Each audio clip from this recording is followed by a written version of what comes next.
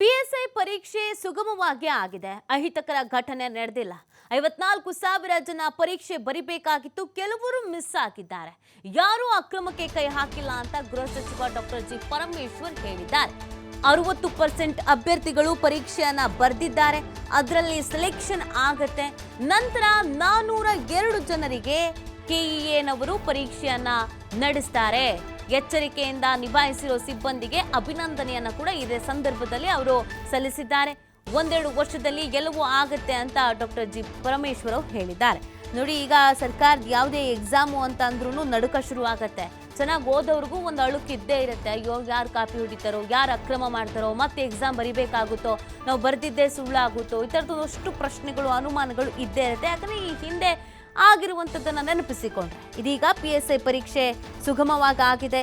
ಯಾವುದೇ ಅಹಿತಕರ ಘಟನೆ ಅನ್ನೋದು ಆಗಿಲ್ಲ, ಸಮಸ್ಯೆ ಅನ್ನೋದು ಆಗಿಲ್ಲ. 54,000 ಜನ ಪರೀಕ್ಷೆ ಬರಿಬೇಕಾಗಿತ್ತು. ಕೆಲವರು ಮಿಸ್ ಆಗಿದ್ದಾರೆ. ಯಾರೂ ಅಕ್ರಮಕ್ಕೆ ಕೈ ಹಾಕಿಲ್ಲ ಅಂತ ಗೃಹ ಸಚಿವ ಡಾಕ್ಟರ್ ಜಿ ಪರಮೇಶ್ವರ್ ಅವರು ಹೇಳಿದ್ದಾರೆ. ಎಚ್ಚರಿಕೆಯಿಂದ ನಿಭಾಯಿಸಿರುವಂಥ ಸಿಬ್ಬಂದಿಗೂ ಕೂಡ ಇದೇ ಸಂದರ್ಭದಲ್ಲಿ ಅವರು ಅಭಿನಂದನೆಯನ್ನ ಕೂಡ ಸಲ್ಲಿಸಿದ್ದಾರೆ.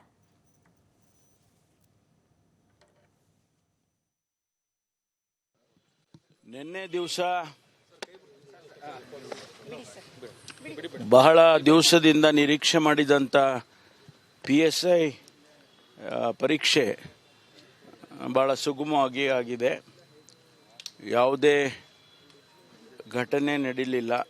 ಯಾರೂ ಕೂಡ ಬ್ಲೂಟೂತ್ಗಳು ಆ ಥರದ್ದು ಯಾವುದು ಒಳಗಡೆ ತರೋದಕ್ಕೆ ಸಾಧ್ಯ ಆಗಿಲ್ಲ ಮತ್ತು ಅವರು ಯಾರೂ ಪ್ರಯತ್ನನೂ ಕೂಡ ಮಾಡಿಲ್ಲ ಅಂತ ಭಾವಿಸ್ತೇನೆ.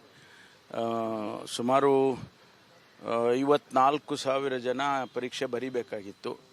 ಅದರಲ್ಲಿ ಕೆಲವರು ಮಿಸ್ ಆಗಿದ್ದಾರೆ, ಅಂದರೆ ಆಬ್ಸೆಂಟ್ ಆಗಿದ್ದಾರೆ. ಸುಮಾರು 65-70% ಪರೀಕ್ಷೆ ಬರೆದಿದ್ದಾರೆ. ಅದನ್ನು ವ್ಯಾಲ್ಯೂಯೇಷನ್ ಮಾಡಿ ಆದಷ್ಟು ಶೀಘ್ರವಾಗಿ ಸೆಲೆಕ್ಷನ್ ಏನು ಪ್ರೋಸೆಸ್ ಮಾಡಬೇಕು ಅದನ್ನು ಮಾಡ್ತೇವೆ. ಇದಾದ ಮೇಲೆ ಇನ್ನೂ ನೆಕ್ಸ್ಟ್ ಸ್ಟೇಜಲ್ಲಿ ಇನ್ನೂ 403 ಜನ ಅದು ಒಂದು ಪರೀಕ್ಷೆ ಮಾಡಬೇಕು. ಅದನ್ನು ಕೂಡ ಏನು KEA ಅವರು, ಕರ್ನಾಟಕ ಎಕ್ಸಾಮಿನೇಷನ್ ಅಥಾರಿಟಿ ಅವರಿಗೆ ವಹಿಸ್ಬೇಕು ಅಂಥೇಳಿ ಯೋಚನೆ ಮಾಡಿದ್ದೇವೆ. ಮೊದಲನೇದಾಗಿ ನಾನು KEA ಅವರಿಗೆ, ಅವರ ಡೈರೆಕ್ಟರ್ ಆಗಿರ್ತಕ್ಕಂಥ ರಮ್ಯಾ ಅವರಿಗೆ ಅಭಿನಂದನೆಯನ್ನು ಸಲ್ಲಿಸ್ತೇನೆ. ಭಾಳ ಎಚ್ಚರಿಕೆಯಿಂದ ಅವರು ಇದನ್ನು ಮಾಡಿಕೊಟ್ಟಿದ್ದಾರೆ.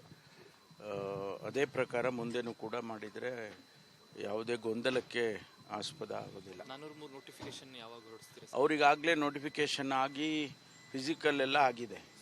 ಇನ್ನು ಪರೀಕ್ಷೆ ಒಂದು ಬಾಕಿ ಉಳಿದಿದೆ ಅಷ್ಟೇ. ಪರೀಕ್ಷೆ ಮಾಡಿದ ತಕ್ಷಣ ಅವ್ರದ್ದು 400 ಆದರೆ ಒಟ್ಟು ಅಲ್ಲಿಗೆ ನಮಗೆ 945-48 ಆಗುತ್ತೆ.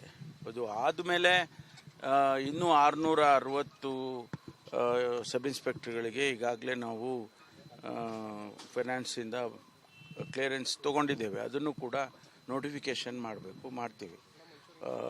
ಒಟ್ಟಾರೆ ನಮಗೆ ಇನ್ನು 2 ವರ್ಷದಲ್ಲಿ ಇವೆಲ್ಲವನ್ನು ಕೂಡ ಮಾಡಬೇಕಾಗ್ತದೆ. ಯಾಕೆಂದರೆ ಈಗ ನಾವು ಸೆಲೆಕ್ಟ್ ಮಾಡಿದ್ರೆ ಅವ್ರನ್ನ ಟ್ರೈನಿಂಗ್ ಕಳಿಸ್ತೇವೆ. ಟ್ರೈನಿಂಗ್ 1 ವರ್ಷ ಟ್ರೈನಿಂಗ್ ಇರುತ್ತೆ. ನಮಗೆ ರೆಗ್ಯುಲರ್ ಸಬ್ ಇನ್ಸ್ಪೆಕ್ಟರ್ಗಳು ಬರಬೇಕಂದ್ರೆ ಇನ್ನೂ 1 ವರ್ಷ ಕಾಯಬೇಕಾಗತ್ತೆ.